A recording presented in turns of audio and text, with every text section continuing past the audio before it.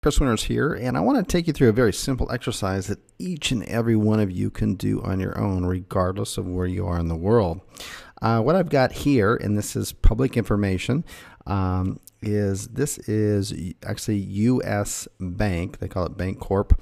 I got this off of their website. You can, and every bank in the U.S. has to have this publicly available on their website. It's a little difficult to find, but it's just their balance sheet. You know, we're talking about assets and liabilities, really basic stuff. So I'm going to make this really simple. A lot of people think that, you know what, I'm going to deposit $100,000 in the bank, and you know what, maybe 4 months later, I found a piece of land I want to buy for $100,000, so I want to get that money back. You'd think it's just sitting there ready for you, right?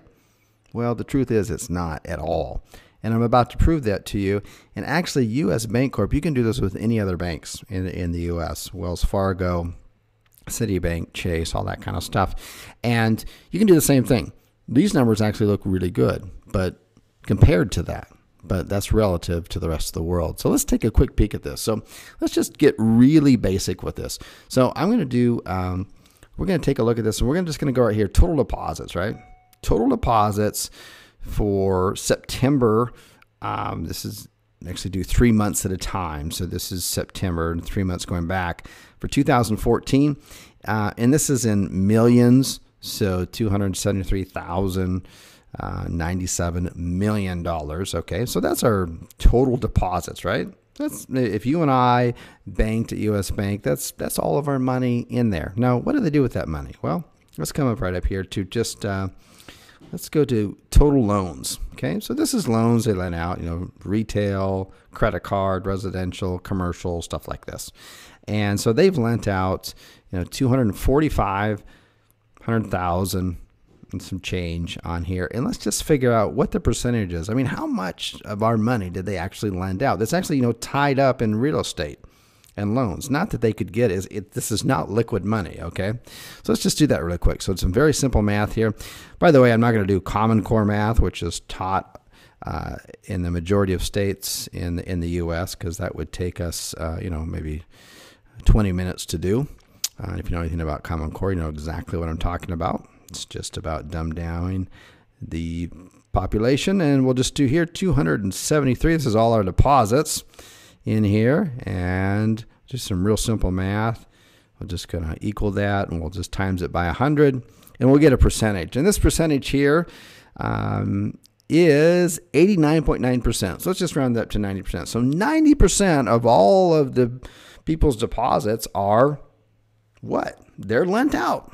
They're tied up in real estate. They're tied up in credit card and auto loans and commercial loans. It's not liquid. So they're actually at a 10% liquidity rate. Now, we haven't factored in employment costs, rental costs, any of the costs to run a business here, okay? So we're just keeping it really simple. So that's at a 10% liquidity rate. That means that if you and I went to the bank and said, hey, I want my money back, all of it, you couldn't get it. Not even close. Not even if you wanted it electronically wired. What if you just wanted cash back? Let's take a look at that number. And again, this is total public information. You can do this with any bank, at least in the U.S. And you can do it in a lot of foreign ones too. So this is cash, right? Cash is assets. So let's do the cash here. So let's say we got it seems like a lot of cash, right? $6,183 million in cash divided by all of our money down here, our total assets. Okay, so I'll just plug those numbers in, and we'll just figure out what the percentage is here. I'll just times that by 100, get a percentage. Wow. I'll round that up to 2.3%. That means actual physical paper cash that out of all the deposits that are in U.S. Bank, they only have 2.3% in actual cash available.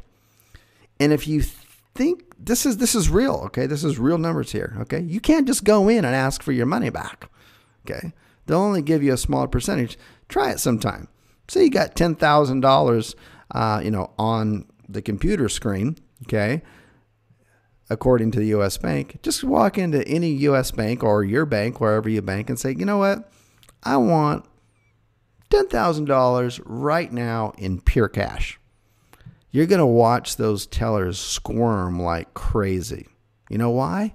Because they don't have the cash. Okay? This is spread out amongst hundreds of branches. They don't have the cash. Okay? Their typical answer to you is going to be, well, I'm sorry, Mr. Winters, but we're going to need 5-day notice for that because we need to gather that cash to get it to you. And then I look around their big bank and I say, what do you mean? You've got this huge bank here and that vault sitting back there. I can see the giant door there. You don't have my cash in there? Where is my cash? It's my cash. Okay, welcome to reality. This is actually really high, 2.3%. In actual paper currency. Most U.S. banks are around 1%. Go check for yourself. Okay, so this is simple math on here. They do a lot of funny math. Okay, I can do that on another one of these little short presentations on here. But you look at their total assets. I love how they do assets on here. They added goodwill assets of a mere $9,401 million. It's just goodwill assets. Okay, sure. I'll fall for that one.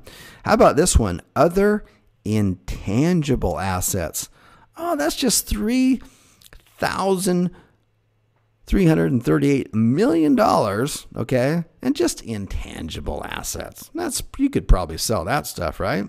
Okay, and then let's just throw in another one. We got goodwill, intangible. Oh, other assets. Whoa, that's a big number. Just other assets. $27,000 million. Are you joking me? Seriously, this is funny math on here, okay? We're not even talking about expenses, okay? Just assets and liabilities here, okay? So that's for a whole nother discussion. Most of the banks every single quarter are, at least in the U.S., not even making a profit. But they're allowed to do this kind of funny math so that you think they are. Okay? Just hand this over to your accountant and say, if this was my business, would I be in good shape right now? No, you wouldn't. Okay. So that's enough there. So a good bank, and there's lots of really good banks out there in the world that are not located in a country that has the highest debt in history. 18 trillion and counting. By the end of the year 2015 will be well above 19 trillion and counting. Okay.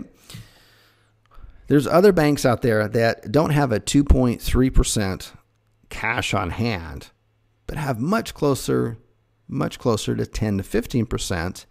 And as far as their liquidity, it's not a 10%.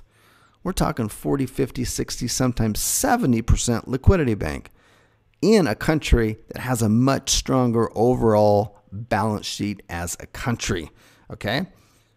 There's places you can do this at. I'm talking, this is completely legal and all this kind of stuff. Okay, we're not talking about hiding money from anybody. You got to report it and all that kind of stuff. But just opening up a personal account in another country, perhaps in another currency if you want. You can get the money anytime you want out of a debit card. But it's a lot more liquid and secure than here. Remember 2008, the big bailout? Remember that? That's because the banks only had 10% or less liquidity. And all those mortgages went belly up. Okay? So if you want to learn more about this, how to protect your wealth during these troubled times, then sign up. Be the first to sign up on onlinesovereignty.com, and we'll see you on the inside.